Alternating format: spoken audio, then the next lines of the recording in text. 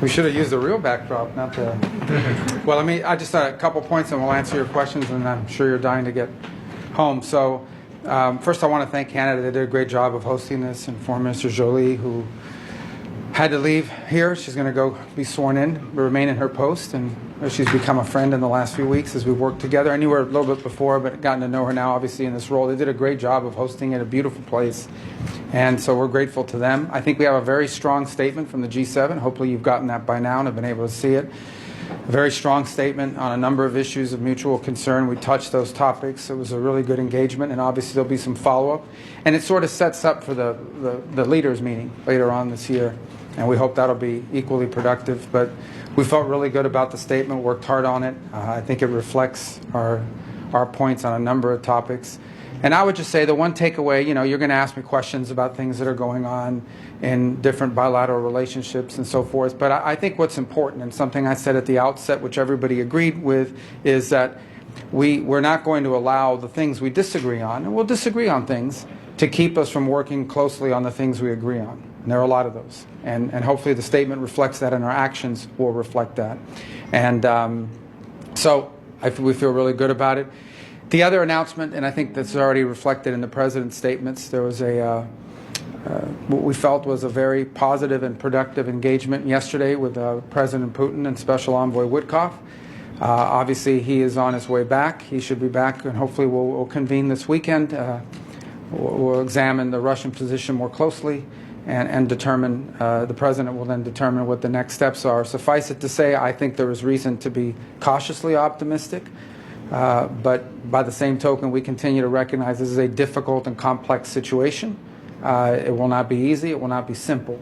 But we certainly feel like we're at least some steps closer to ending this war and bringing peace. But it's still a long journey. It's a journey of many steps.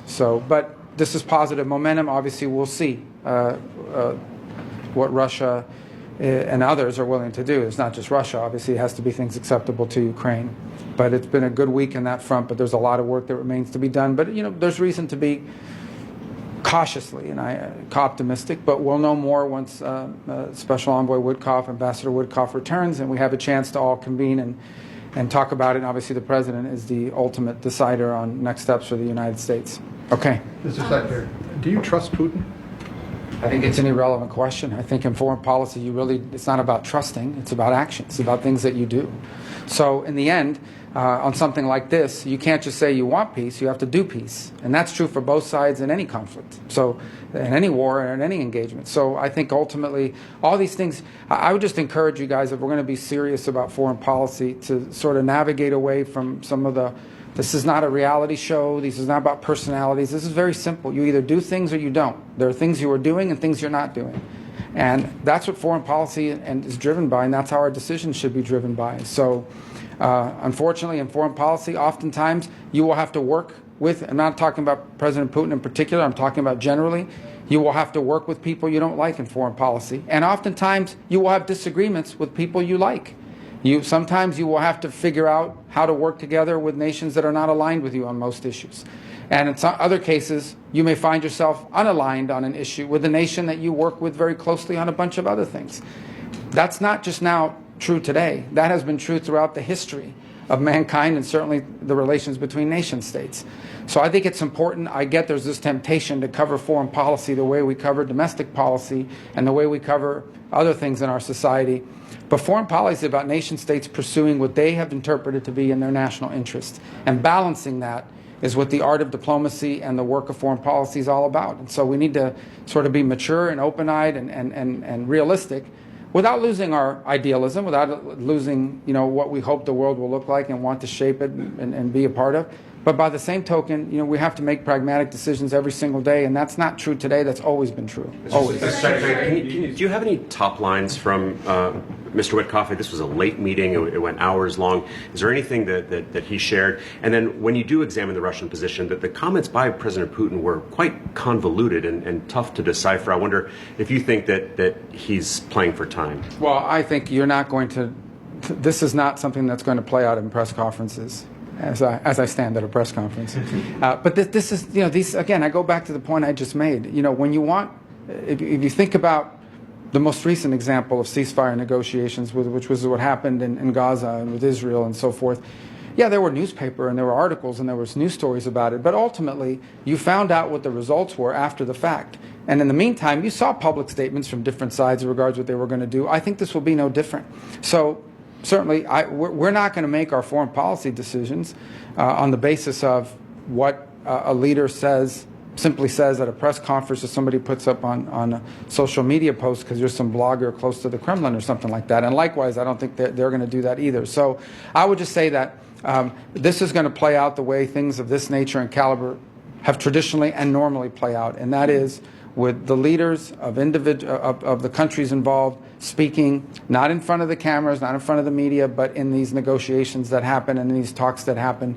So I'm not going to comment on what President Putin said, other than he said he agreed with it in concept. So, with lots of reservations.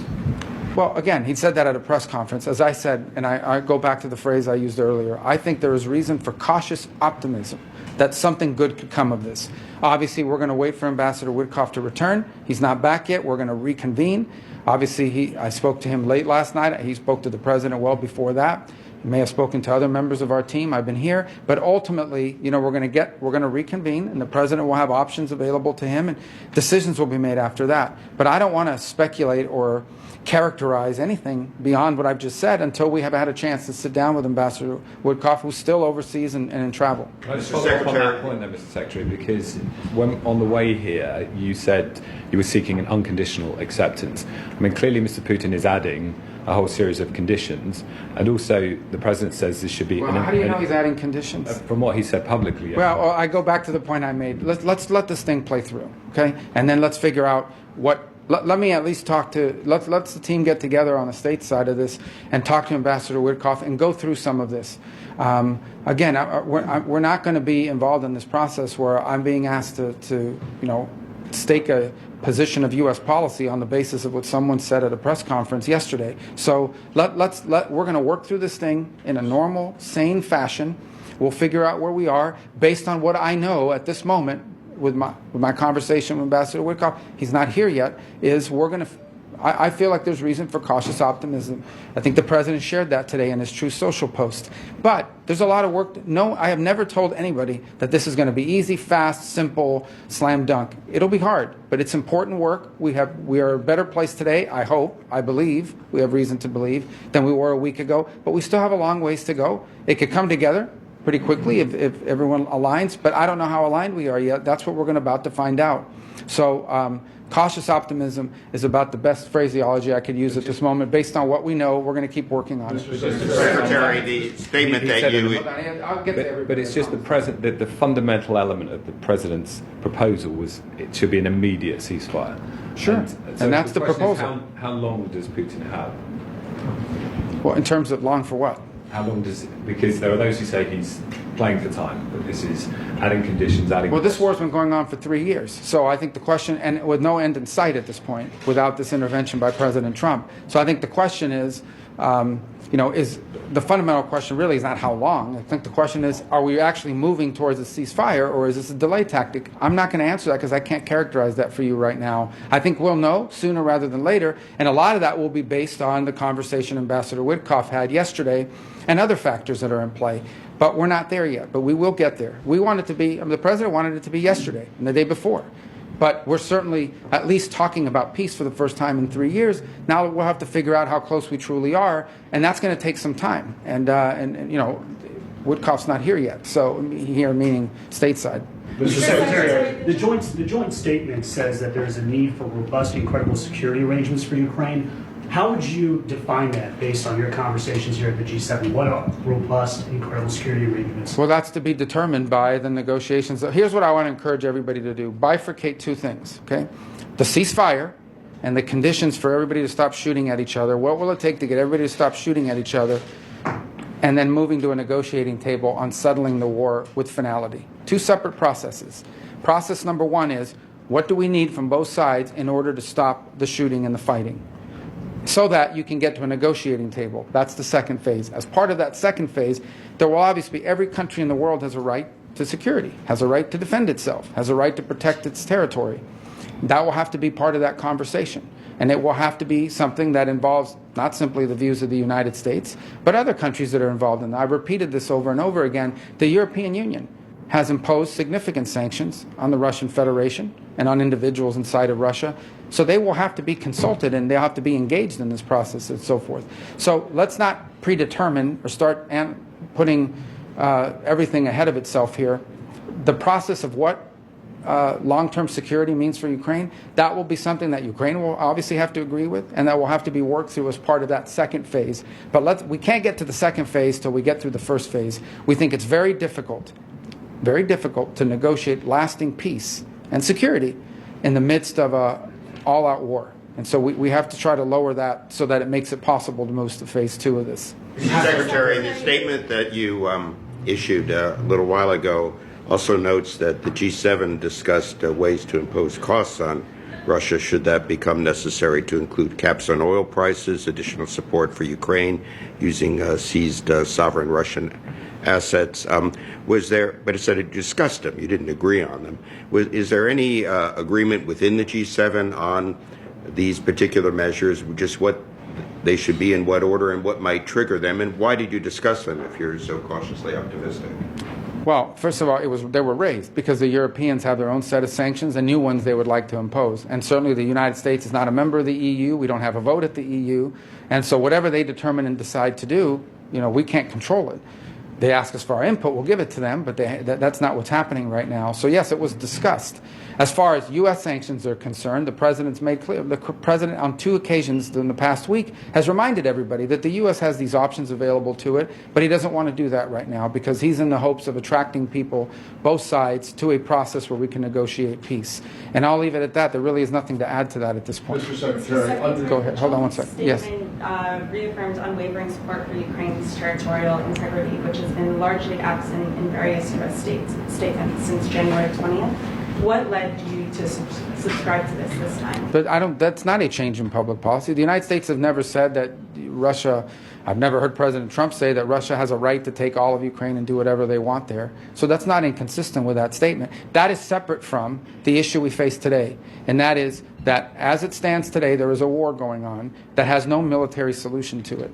Neither Russia nor Ukraine can achieve its maximalist military aims. The only way to end this war is through a process of negotiations. Negotiations, be it in business, in commerce, or in geopolitics, involves both sides giving something, both sides making concessions. That's just obvious. I'm not saying, I don't think that should be sort of a news-making statement. That's the reality of any conversations that exist in order to end wars, is that there has to be some level of concessions. What those concessions are remains to be seen. That'll have to be part of the negotiation. But it's not going to be helpful to enter into those negotiations making blanket statements that may give an excuse for one side or the other not to participate in it. So we'll have to get to that stage where these things are discussed, and ultimately both sides, whatever happens, both sides will have to agree to it. And that's true of any negotiation when you're trying to end a war. Mr. Secretary. Understanding your point about this not being a reality show or personalities, Ukraine or anything else for that matter, your boss has, shall we say, a rather strong personality. And I'm wondering, in light of that and his repeated comments about Canada becoming, or should be, the 51st state, the whole tariff situation, which intensified as we were on our way here after the big announcement in Jeddah. Did that complicate your discussions at all? Was it? Never came up once in our I mean, obviously with the foreign minister of Canada it has, but it was not a topic. It was not on our agenda. I told you that would not be discussed. Tariffs were. Yeah. So let me explain on the tariffs. This is important for everybody to understand. This keeps being characterized as a hostile move against our allies. These are global tariffs on steel, on aluminum, on autos, on semiconductors. Eventually, the president stated this, and then in April, the intention to put tariffs, assuming that the study comes back and so forth. But what they've discussed is a global reciprocal tariff. Understand what that means. That means basically whatever some country charges us, that's what we're going to charge them. The goal the president has made very clear is he wants to reset the baseline of international trade, which he believes, and I agree, is unfair to the United States. This is not meant as a hostile move against Japan or Germany or anybody else. This is not about. This is about balancing and fairness in trade. So he wants to reset the baseline, and once that baseline is reset, then you can enter into bilateral negotiations with individual countries about changes that can be made to our trade, our bilateral trade, so that it's fair for both sides. That's his goal. In his first administration, the president did tariffs as well. What he was disturbed by in hindsight is the fact that they included a bunch of exemptions that basically made them meaningless. And so what he wants to get back to is basically fairness in trade. It's as simple as that. Okay. We want to charge other countries what they charge us. And then ultimately, once the baseline is reset, and then in addition to that, there are industries that are critical to the United States and to our domestic security and our future. And he's identified them: steel, aluminum, semiconductors, automobiles. These are things that we believe are in our interest to have a domestic capacity, and we have to protect these industries from what we feel is subsidization and unfair competition from abroad. This is not meant to be hostile towards anybody. It is meant to be friendly and supportive of our of our national interest as a country. Once the baseline of trade is reset in a way that's fair and equitable, then we can engage in the process of bilateral negotiations with individual countries, including our allies, to set up a more sustainable and fair long-term trade arrangement between our respective countries. So, Mr. Secretary, the President and your meeting with Foreign Minister Joby, do you understand why the Canadians are taking such umbrage at these comments coming from the President? Is that something? The Canadian government has made their position, how they feel about it, clear. The President has made his argument as to why he thinks Canada would be better off joining the United States for economic purposes.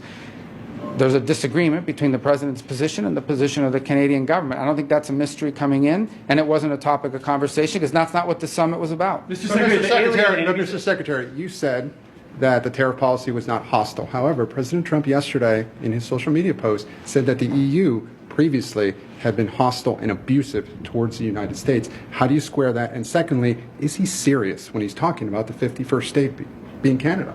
Well, I've already answered the question about Canada. Is he serious? Do you take him seriously? We're not discussing that here today because that's not what the purpose of this meeting was about. As far as the question that you're asking me about hostility, yeah, you look at the EU. Okay, the EU has a GDP basically comparable to that of the United States. The composition of their economy is similar to ours. These are not developing countries, these are developed countries. And yet they have a significant trade surplus with the United States, even though our economies are pretty much the same. These are not low-wage countries. That's a problem. All the President is saying is we need to equalize treatment. Whatever they do to us, we need to do to them, in addition to pointing to certain sectors that we have to protect. Who can argue against the idea that if some country charges us X to export our products, we should charge them the same? I get it. If you're a country or the EU that's benefiting from the status quo, you feel it is hostile to change the status quo because it's to your benefit. The problem is the President of the United States is looking out for the United States, both in national security and in economic relations. We will reset the basis of our trade relationship, and then we can enter into negotiations for something that's enduring and fair to both sides. That's what the President seeks to do, and that's what it begins by resetting, at a reciprocal way, the amount of tariffs we charge one another in our trade relations. Mr. Secretary, I take your 1798. If I can follow up, Mr. Secretary, I know that we're not speaking about Canada becoming the 51st state at this meeting, but I'm asking you now, do you consider what the President has said about Canada becoming the 51st state? Is he serious? You know, I'll tell you how that came about, okay? He's in a meeting with Trudeau, and Trudeau basically says that if the U.S. imposes tariffs on Canada, Canada couldn't survive as a nation state, at which point the President said, well, then you should become a state. And that's where this began. That said, the President has made an argument for why. He says he loves Canada. He says he made an argument for why Canada would be better off joining the United States from an economic perspective and the like.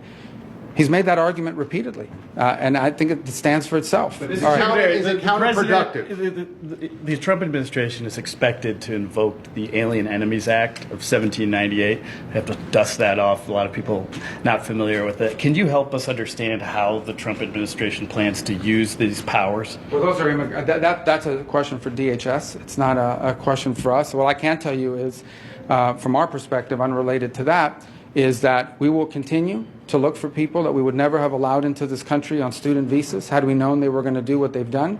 But now that they've done it, we're going to get rid of them. and we are continuing to look for that. And so in the days to come, you should expect more visas will be revoked as we identify people that we should never have allowed in because they lied to us.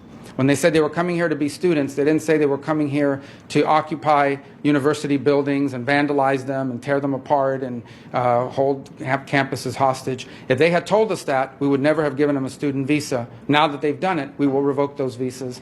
And as the days go on, every time we have a chance to revoke them, we will, because it's not in the national interest of the United States for them to be here. Let's wrap up, guys, so we can get on.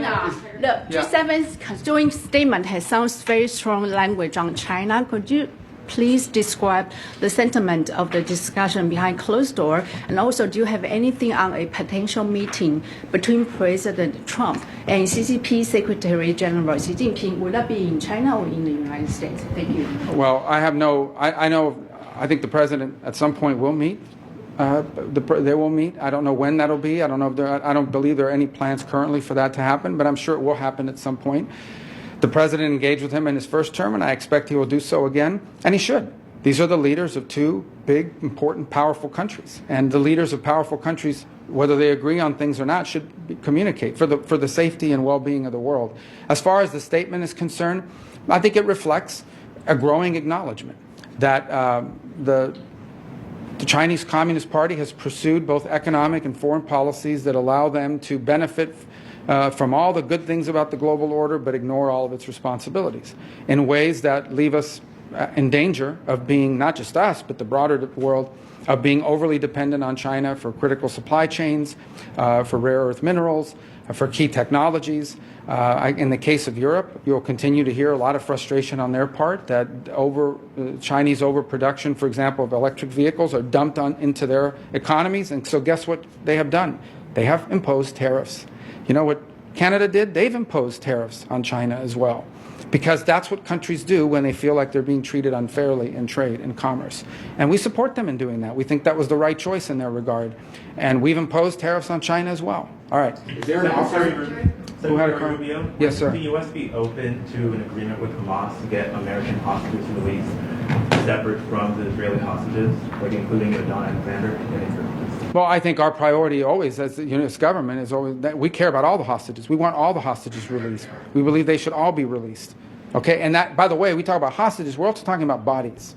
Okay, and these trades are being made, and they're ridiculous trades. I'm talking about 400 people for 3. These are nuts. And on top of that, you see the condition these people are being released in. So this is think about what we're talking about here. I mean, we're sitting around as the world sort of accepting that it's normal and okay for you to go into a place, kidnap babies, kidnap teenagers, kidnap people that have nothing to do with any wars, that are not soldiers, that are not anything, and taking them and putting them in tunnels for almost a year and a half.